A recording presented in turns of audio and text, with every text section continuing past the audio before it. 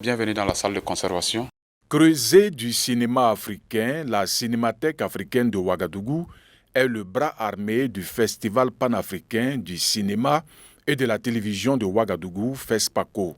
Créé en 1989 à l'occasion du 20e anniversaire du FESPACO, l'idée de ce projet a été portée par des cinéastes qui y réfléchissaient depuis 1973 au fil des congrès et des rencontres professionnelles. Mais comment en est-on arrivé là? Remontons l'histoire. Il faut dire que non, la cinémathèque a été créée par des idées de Devanciers. Déjà dans les années 66, voilà, les intellectuels africains, cinéastes ou pas, voilà, les gens se sont inquiétés déjà au niveau du festival des arts nègres, festival à Dakar, de comment ils vont gérer au fait les images qui portent donc sur les Africains. Parce qu'en Europe, la question était déjà assez avancée. Donc c'est ainsi qu'ils ont décidé de mettre en place la fédération panafricaine des cinéastes, la FEPACI, à Tunis, dans les années 70-71. Et cette instance, en tout cas, est l'un des bras, je dirais, qui a vraiment aidé, en tout cas, à la création de la cinémathèque.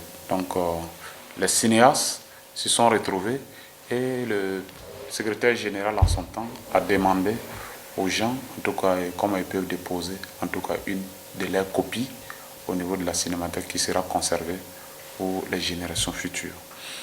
Et le choix donc de presque tous les cinéastes est tombé sur la Haute-Volta en son temps, parce que c'était un pays qui non seulement en fait avec un dynamisme du point de vue du cinéma, mais aussi un pays en tout cas par lequel en tout cas les fonds étaient déjà rentrés. Inauguré en 1995, l'objectif principal assigné à la Cinémathèque africaine de Ouagadougou est clair: collecter des films africains et de toute œuvre relative à l'Afrique.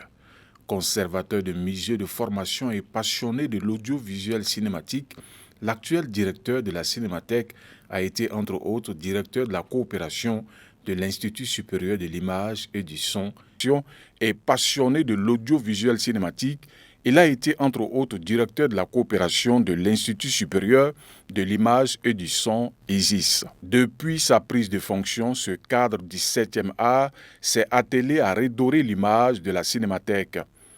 À travers une visite guidée, le directeur général de la Cinémathèque africaine de Ouagadougou a levé le voile sur les différents compartiments de l'institut qu'il dirige. La première étape a consisté à faire connaissance avec le matériel de montage. Ici, on a une table au fait de montage. Voilà, ancien modèle qui montait au fait de la pellicule. Lorsque vous regardez au fait peut-être en plan un peu plus rapproché, vous voyez que là au fait on a 3 niveaux au fait qui permet de prendre la bande. Et ça au fait on a le positif, on a le négatif. Et puis il y a ce qu'on appelle le PIM, voilà, le positif intermédiaire, avec lesquels au fait on essaie de les faire rouler parce que tout doit être au fait en symbiose. L'une des salles les plus importantes de la Cinémathèque africaine de Ouagadougou est ici. Fortement impactée par l'inondation du 1er septembre de 2009, la salle de conservation renaît aujourd'hui de ses cendres. Ici sont rangés les films documentaires, les fictions, les longs et courts métrages de toutes les régions d'Afrique. Il faut dire que non, c'est une salle au fait spéciale. Spéciale pourquoi? Parce que ça ne contient rien que des bobines. Ce ne sont que de la pellicule 16 et 35 mm. Et là, dans la salle, il y a ce qu'on appelle des étagères de rangement. Et dans ces étagères de rangement, la codification, pour ne pas parler de la cotation, des éléments sont faits en fonction de ça. Je vous prends juste un exemple. Par exemple, sur cette étagère que vous voyez, c'est l'étagère numéro 1 parce que c'est positionné au niveau de 1. Dans la salle A, donc ça vous donne A1. Voilà. Donc A1, c'est le film Siraba de Traoré Issa de Blaïma. Donc le film, quand vous regardez, ça se retrouve dans la salle A.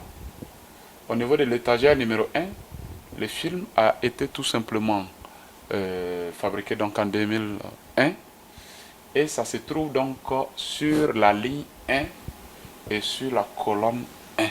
La condition de conservation, cette salle Comme vous voyez, la salle en fait, est équipée de ce qu'on appelle donc un système froid. Et ce système froid, on doit être à une température donc, qui est comprise entre 16 et 18 degrés, qui sont les températures en tout cas normales pour la conservation de ce qu'on appelle donc les sexes. Les sexes, donc, c'est la copie d'exploitation. La salle de projection, c'est ici que les membres du jury du FESPACO visionnent les films en compétition. Elle sert également à projeter des films pour un public restreint. En pleine rénovation, cette salle mythique va présenter dans les mois à venir un nouveau visage. La boîte noire de la Cinémathèque est la salle de la documentation. Là, on retrouve les informations en lien avec le cinéma, notamment le FESPACO. Ces différents clichés passent en revue quelques éditions de la Biennale du cinéma et de la télévision de Ouagadougou. Un vrai rôle du souvenir pour les visiteurs. Au-delà de tous les acquis engrangés par cette institution, quelles sont les stratégies mises en place aujourd'hui par le FESPACO pour repositionner la cinémathèque? Nous sommes dans un monde qui est très digital et aussi de pouvoir permettre aussi à ceux qui veulent utiliser la cinémathèque, ceux qui se retrouvent un peu dans le monde entier, de pouvoir avoir accès à cette cinémathèque-là.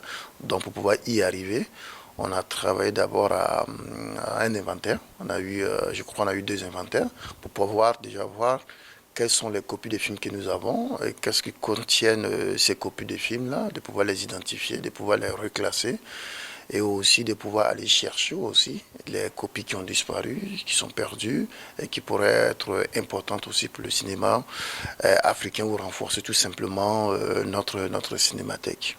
Et la deuxième étape maintenant, c'était vraiment la digitalisation. Vous savez que la digitalisation aujourd'hui, elle demande beaucoup de moyens, elle demande beaucoup d'imagination, beaucoup plus de support aussi, parce qu'il faut digitaliser, mais il faut le conserver quelque part.